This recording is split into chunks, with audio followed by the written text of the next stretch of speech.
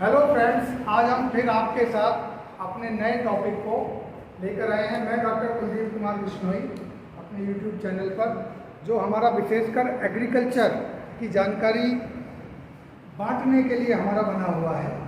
हम लोग पढ़ते हैं, सीखते हैं, आप मुझे बताते हैं, मैं कुछ आपको बताता हूँ, और ये प्रक्रिया हमारी आपस में पिछले काफ़ी समय से चल रही है। उसी सीरीज में हम आज अपना एक नया टॉपिक लेकर आए हैं, और ये हमारा टॉपिक है न्यूट्रिएंट मैनेजमेंट से या मिनरल न्यूट्रिशन से।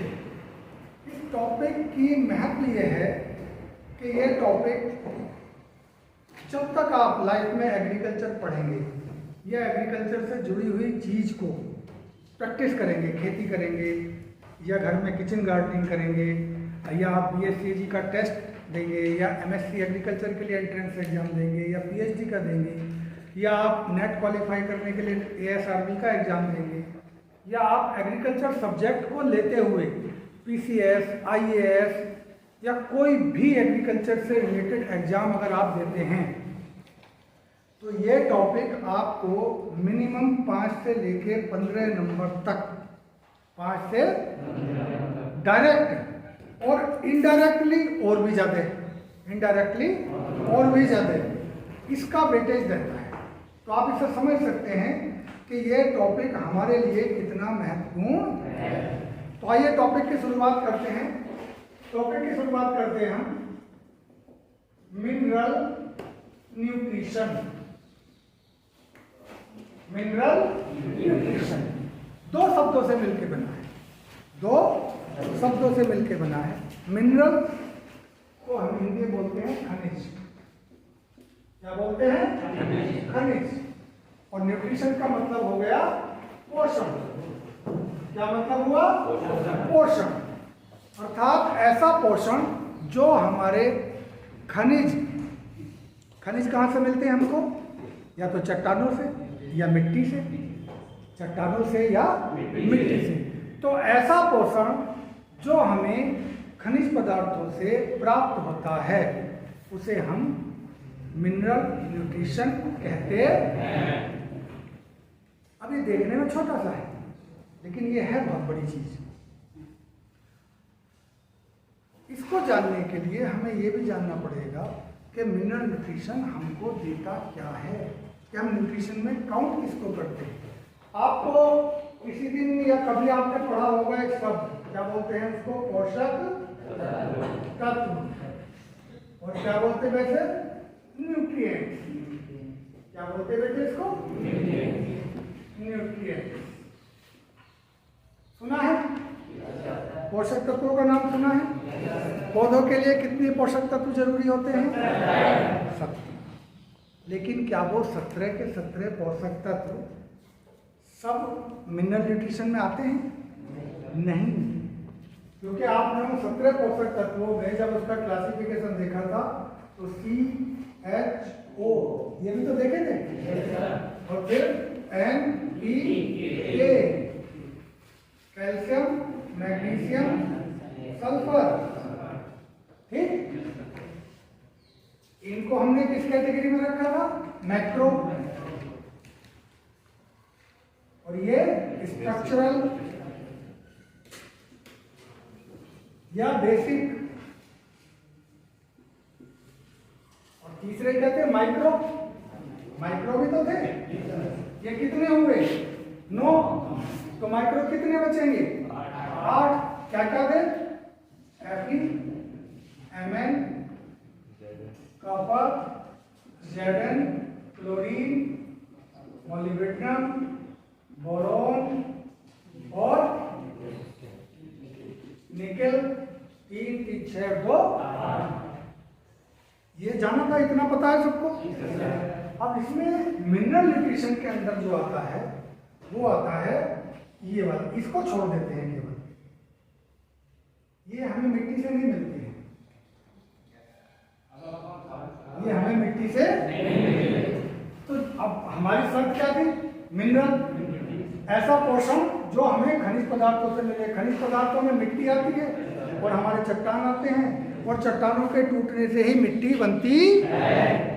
तो फिर क्या मतलब हुआ कि 17 पोषक तत्व जरूरी हैं।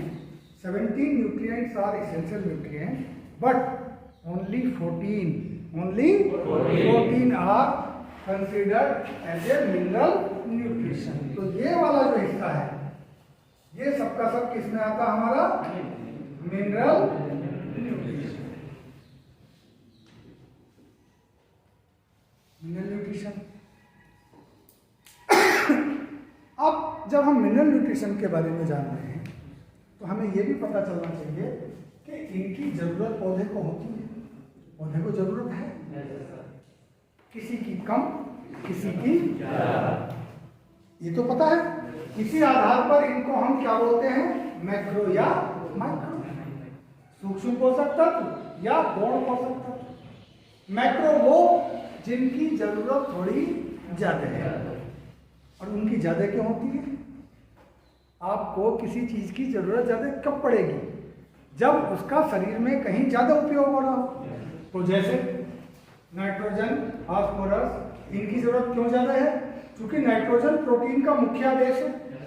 बिना नाइट्रोजन के प्रोटीन नहीं। वो पूरा शरीर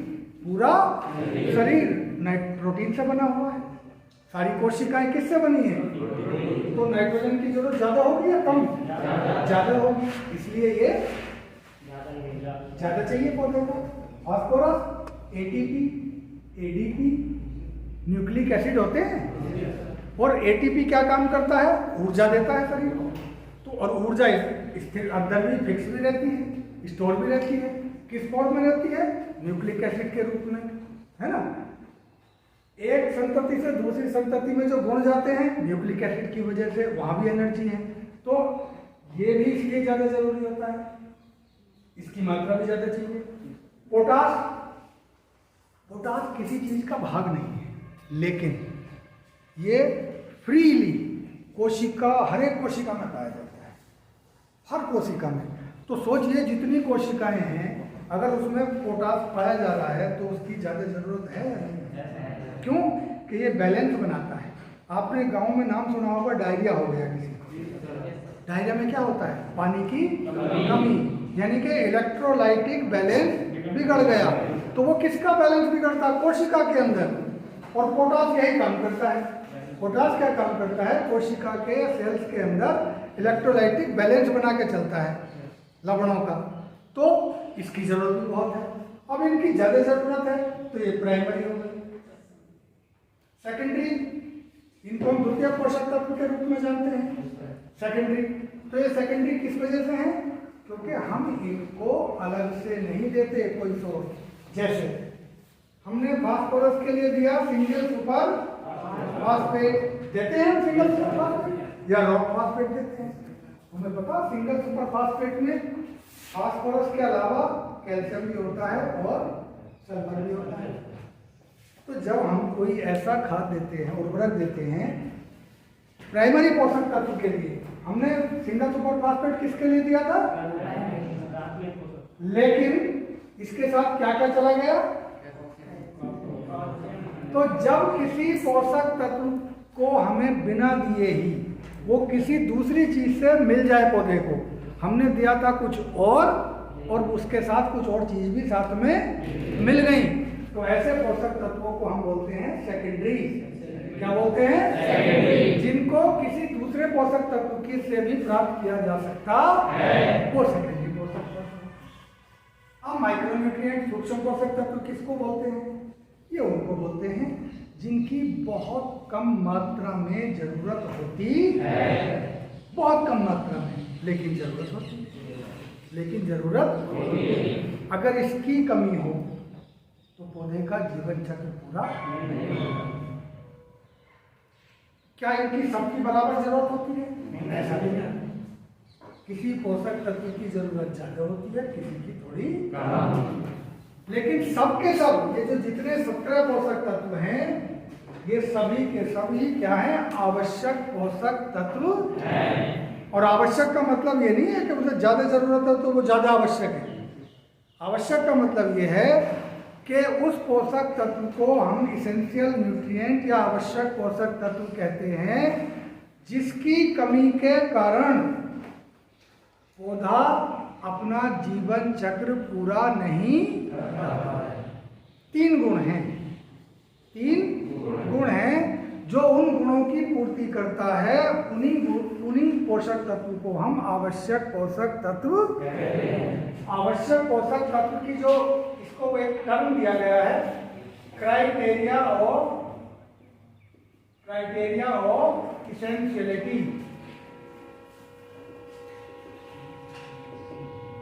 क्राइटेरिया ऑफ इसेंशियलिटी, और ये दिया था अर्नोन एंड स्टाउट, दो वैज्ञानिक थे 1954 में। अर्नोन एंड स्टाउट 1954 में इन्होंने ये क्राइटेरिया ऑफ इसेंशियलिटी दिया था, जिसमें तीन गुण बताए थे कि जो उन गुणों को अपने ऊपर लागू होगा वही पोषक तत्व आवश्यक पोषक तत्व कहलाएगा। तो पहला गुण क्या था कि उस पोषक तत्व की कमी में पौधा अपना जीवन चक्र पूरा नहीं करेगा। उस पोषक तत्व की कमी के कारण पौधा अपना जीवन चक्र पूर्ण नहीं करेगा, पहला गुण। गुण नंबर 2 कि उस पोषक तत्व की कमी को सिर्फ उसी पोषक तत्व से पूरा किया जा सकता है। जैसे खाने में अगर नमक कम है तो आप नमक डाल के ही नमक बढ़ा सकते हो, या मिर्च डाल दोगे नमक कम है तो।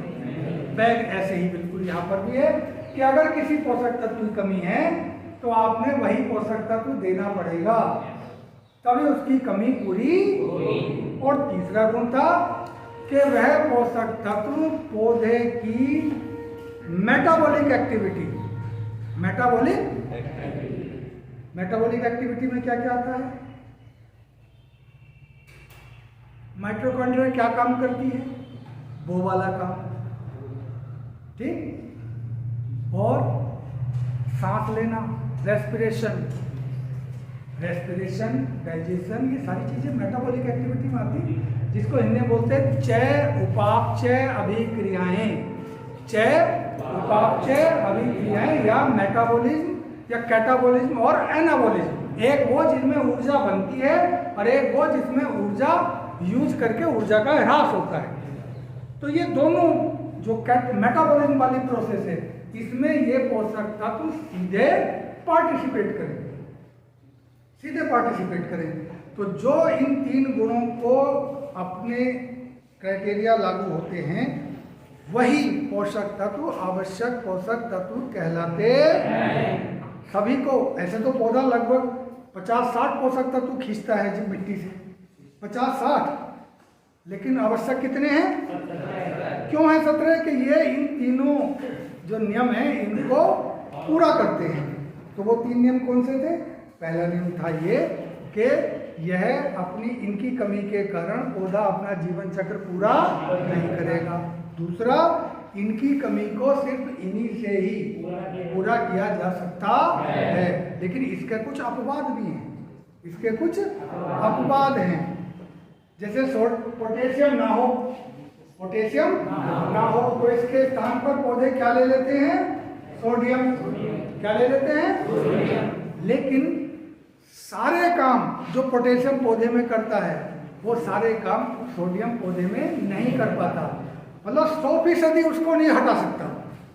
उसके कुछ काम कर लेगा लेकिन कुछ काम नहीं हटा सकता। इसलिए ये जो क्राइटेरिया है अपनी जगह बना हुआ है। और तीसरा था कि वह पोषक तत्व पौधे की मेटाबॉलिक एक्टिविटी या चय उपापचय अभिक्रियाओं में सीधे भाग ले।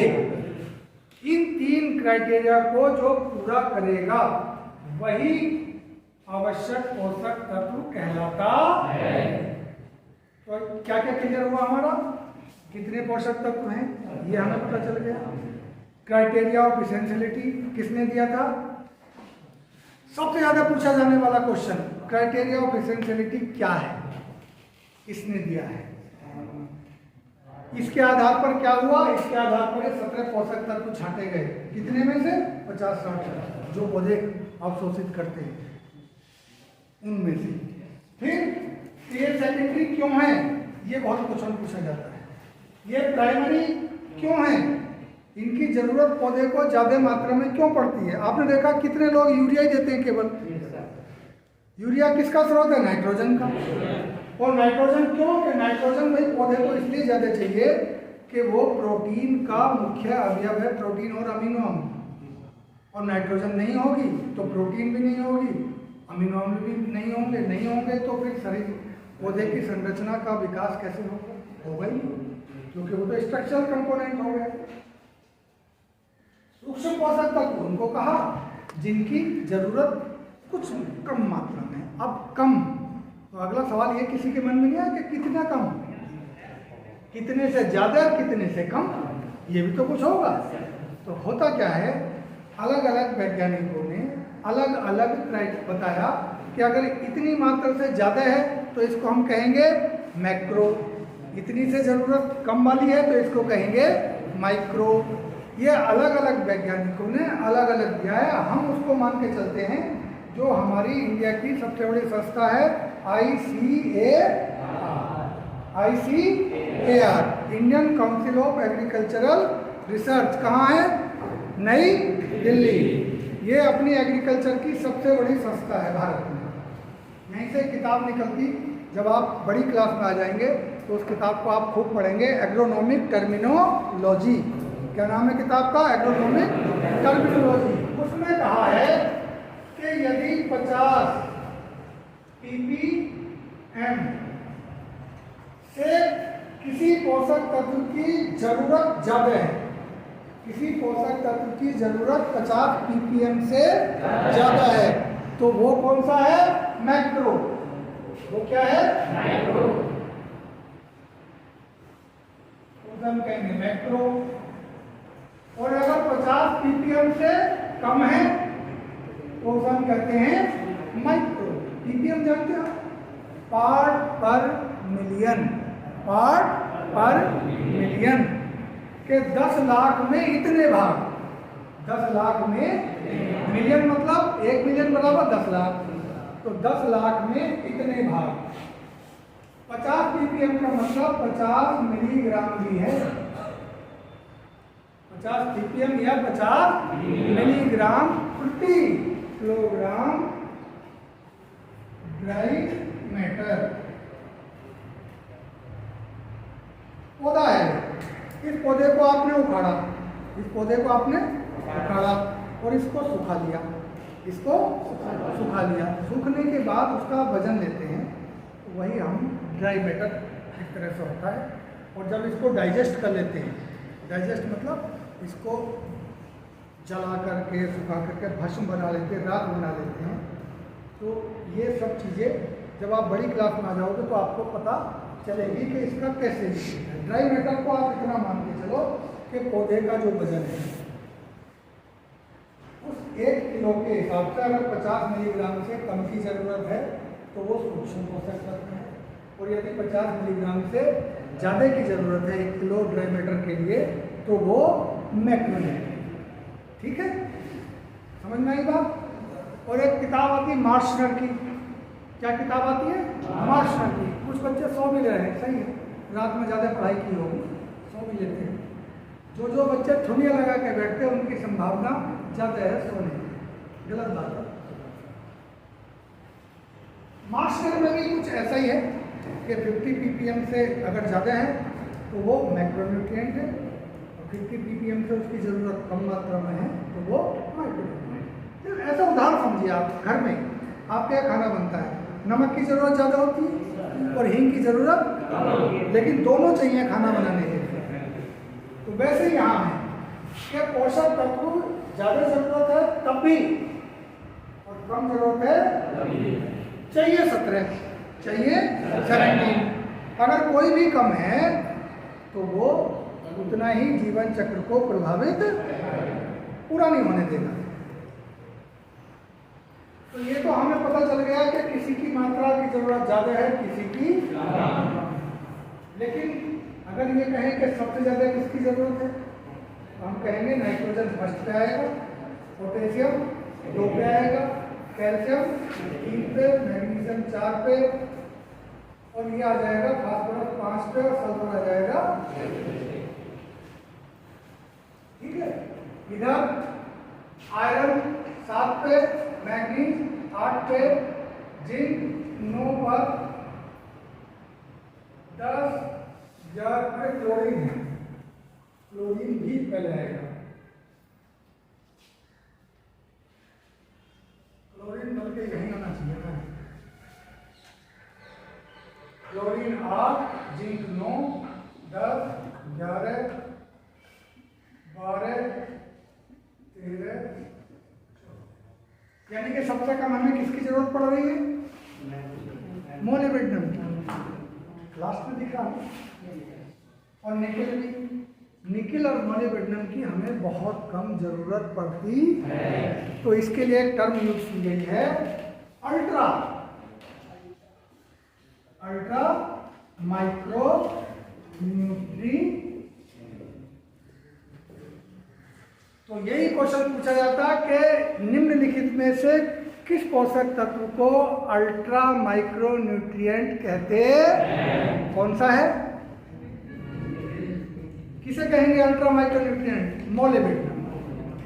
और अगर मोलिब्डेनम और निकेल दोनों का जोड़ा है तो दोनों आ जाएंगे, नहीं तो केवल क्या आएगा? मोलिब्डेनम। अब इसी से जुड़ा एक सवाल और आता है कि पौधे कभी कभी कुछ पोषक तत्वों को जरूरत तो उनकी नहीं है उतनी, लेकिन उन्हें अवशोषित कर लेते हैं। क्या कर लेते हैं? ज्यादा। जैसे कुछ लोग दावत में जाते हैं, जितना खाना खाया उसके बाद वो घर को ले आए। जरूरत नहीं थी लेकिन करते ना सब। एग्जैक्टली वैसे ही होता है। तो कुछ पोषक तत्व अपने जरूरत से ज्यादा पौधों के अंदर इकट्ठे हो जाते हैं। तो ऐसे कौन कौन से हैं बेटे? मैं उसी को छोड़ूंगा केवल, और उनके लिए खास टर्म यूज की जाती है। और ये बहुत महत्वपूर्ण है, ये भी बहुत ज्यादा पूछा जाता है कि किस पोषक तत्व का पौधे लग्जरी कंजम्पशन करते हैं। लग्जरी कंजम्पशन समझते हो कि जरूरत थी कम की, लेकिन फिर भी उन्होंने ज्यादा खा लिया या ले लिया। जैसे कभी कभी आप दावत में रसगुल्ले वगैरह खाते हैं ना रसगुल्ले, कि भूख तो थी है कि, लेकिन 3-4 खा लिए आपने। ऐसा होता है। ऐसे ही बिल्कुल पौधे भी करते हैं। ऐसा है, पौधे भी करते हैं। तो जो पोटेशियम है, कौन सा है? पोटेशियम। इसका पौधे करते हैं लग्जरी कंजम्पशन।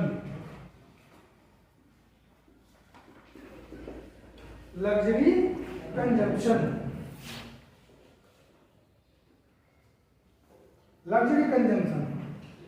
तो सवाल यही पूछा जाता है कि किस पोषक तत्व का लग्जरी कंजम्पशन होता है? तो आंसर क्या होगा? पोटेशियम। ठीक। माइक्रोन्यूट्रिएंट में भी है, लेकिन वहां पर लग्जरी कंजम्पशन नहीं करते हैं, शब्द नहीं यूज करते, लेकिन होता वही भी कुछ वैसा ही। तो माइक्रोन्यूट्रिएंट में कौन से आते हैं? Fe और जिंक, आयरन और जिंक। इनको भी पौधे जरूरत से ज्यादा अवशोषित कर लेते हैं। उसकी जरूरत चाहे कम हो, लेकिन अवशोषण ज्यादा। तो ये चीजें जो ये बेसिक है, अगर आपकी एक बार ये समझ में आ गया तो अब आपको ये समझ में आना आसान है कि जब इनकी कमी होती है तो उनकी कमी के लक्षण कैसे पहचाने जाएं, उनको कैसे ठीक किया जाए, या पौधे में ये वाला पोषक तत्व ये काम करता है, ये नहीं होगा तो पौधे में ये वाली कमी के लक्षण दिखाई देंगे, ये दिखते हैं तो हम इसको ऐसे ठीक, मतलब इसको अगर आपने सही से समझ लिया इस कॉन्सेप्ट को, तो आप ये मान के चलिए जो मिनरल न्यूट्रिशन या सॉइल फर्टिलिटी का एक बहुत बड़ा पार्ट है, उसका आपने 50% इसी टॉपिक, अगर ये कॉन्सेप्ट क्लियर है कि सूक्ष्म पोषक तत्व वो सूक्ष्म क्यों है, क्योंकि उसकी जरूरत थोड़ी सी प्राइमरी न्यूट्रिएंट या मैक्रो न्यूट्रिएंट क्यों मैक्रो है, क्योंकि उसकी जरूरत पौधे को थोड़ी ज़्यादा है। अब थोड़ी में भी कभी पूछ लेते हैं कि कितने ppm, तो 50 से कम है तो माइक्रो और 50 से ज़्यादा है तो मैक्रो। लेकिन यही है, जब इसका एक्सेप्शन भी है, कभी कभी कुछ पौधे ऐसे हैं जो आयरन को 50 क्या बहुत ज़्यादा मात्रा में 100-200 ppm तक अवशोषित कर लेते हैं, 100 से 200 ppm। अच्छा, एक सवाल किसी के मन में आया कि जब पौधे इन पोषक तत्वों को जमीन से खींचते हैं तो इसके बाद क्या होता है? पौधे भाई क्या होगा? एब्जॉर्प्शन या अवशोषण। आपने मिट्टी में दिया खाद, यूरिया मिट्टी में दिया, पौधे के अंदर आता है, पता है कैसे आता है? और अवशोषण करता कौन है? जड़। और जड़ कैसे करती है? मूल रोम, रूट हेयर। बताया था कि पानी का अवशोषण कैसे हो रहा है? मूल रोम या रूट हेयर्स के द्वारा।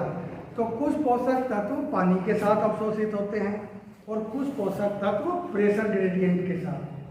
प्रेशर जैसे नाइट्रोजन है तो वो मास फ्लो, जहाँ को पानी चलेगा, जहाँ भीड़ चलेगी वहीं वो भी चलेगा। पानी चल रहा है, पौधों खींच रही, जड़ खींच रही है पौधे को, तो पानी के साथ वो भी खींच के। लेकिन अब इसके बाद दूसरा ये है कि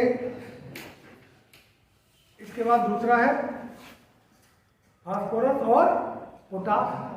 इनका मास फ्लो से नहीं होता है, इनका मास फ्लो से, तो इनका किससे होता है? इनका होता है डिफ्यूजन से।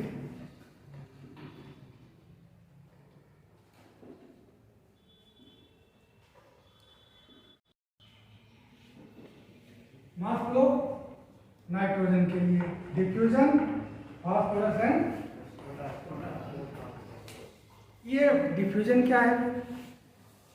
अधिक कंसंट्रेशन से कम, अधिक गाढ़े घोल से, मतलब जिधर अणुओं की संख्या ज़्यादा है वहाँ से उधर की तरफ मूवमेंट, जिधर अणुओं की संख्या, तो मिट्टी में पोटास या फास्फोरस ज़्यादा है और पौधे के अंदर कम है, तो उस तरफ को मूवमेंट जब चले तो उसकी वजह से फास्फोरस और पोटास का पौधे अवशोषण। ऐसे ही ये सूक्ष्म पोषक तत्व हैं, इनके लिए भी कुछ के लिए सेम प्रोसेस है, कुछ के लिए अलग अलग प्रोसेस। जैसे जैसे हम आगे बढ़ेंगे कोर्स में, वैसे वैसे इनको भी जानते चलेंगे। तो एक चीज है अवशोषण और दूसरा है उस पौधे जड़ में ले लिया तो फिर क्या करेगा? वो जड़ उसको पूरे पौधे में भेजेगी, तो उसको क्या बोलेंगे हम? उसको बोलते हैं हम ट्रांसलोकेशन। अलग अलग लोकेशन में भेजना। जड़ में खींच लिया, लेकिन पत्तियों, फूलों, शाखाओं सब में भेजना, ये काम होता है पोषक तत्व का। और ये किसकी सहायता से होता? जाइलम ऊतक। जाइलम ऊतक, जाइलम सुना ना? वही तो पानी को भेजने का काम करता है जाइलम। और फ्लोएम क्या काम करता है? फ्लोएम काम करता है जितना पत्तियों ने खाना बनाया उसको पत्तियों से लेके जड़ तक जितने भाग हैं सब में भेजने का। तो जाइलम और फ्लोएम भी बहुत महत्वपूर्ण हो जाते हैं। और तीसरा एक चीज है एसिमिलेशन। एसिमिलेशन बहुत महत्वपूर्ण है। पौधे ने नाइट्रोजन ले ली, पौधे ने नाइट्रोजन जहाँ भेजनी थी भेज दी। अब प्रोटीन कैसे बनेगी? अगर प्रोटीन बन गई जिससे प्रोटीन तो एसिमिलेशन हो गया। जैसे ऐसे समझो, घर पे मिठाई आई यानी कि अवशोषण हो गया। मिठाई तुम्हारे सामने रख दी, तुम्हारे तक पहुंच गई, ट्रांसलोकेशन भी हो गया। लेकिन अगर तुमने खा ली तब तो एसिमिलेशन है। और यदि वो रखी और डंडा लेके कोई खड़ा कि अब खाने नहीं दूंगा, तो एब्जॉर्प्शन भी हुआ, ट्रांसलोकेशन भी हुआ, लेकिन एसिमिलेशन नहीं हुआ। जब ये तीनों प्रोसेस पूरे हो जाएंगे, जब ये ट्रांसलोकेशन, एब्जॉर्प्शन, ट्रांसलोकेशन और एसिमिलेशन, जब ये तीनों प्रोसेस पूरे हो जाएं, तब हम उसको बोलते हैं एसिमिलेशन। क्या बोलते हैं? तो समझ में आई कि न्यूट्रिशन से चले थे, और न्यूट्रिशन कब पूरा हुआ कि जब हमने दे दिया, पौधे ने लिया, लेके उसको जहाँ पहुँचाना था पहुँचा दिया, और फिर उस चीज़ से जो चीज़ बननी थी, मान लो नाइट्रोजन से प्रोटीन या अमीनो अम्ल बनने थे, और अब प्रोटीन भी बन गई और अमीनो अम्ल भी बन गए, तब फिर ये एब्जॉर्प्शन, ट्रांसलोकेशन और एसिमिलेशन, ये तीनों प्रोसेस कंप्लीट हो गए। इसका मतलब है कि न्यूट्रिशन कंप्लीट हो गया। और अगर ये इनमें से एक भी कम है तो फिर न्यूट्रिशन या पोषण कंप्लीट नहीं हुआ। तो आज का टॉपिक हमारा यही था। मैं उम्मीद करूंगा जिन बच्चों के समझ में आया हो और जिनकी समझ में नहीं आया है वो ज़रूर कमेंट लिख के बताएं कि ये चीज़ हमारी समझ में नहीं आई है, तो हम उसको नेक्स्ट क्लास में अपनी क्लैरिफाई करेंगे। Thank you.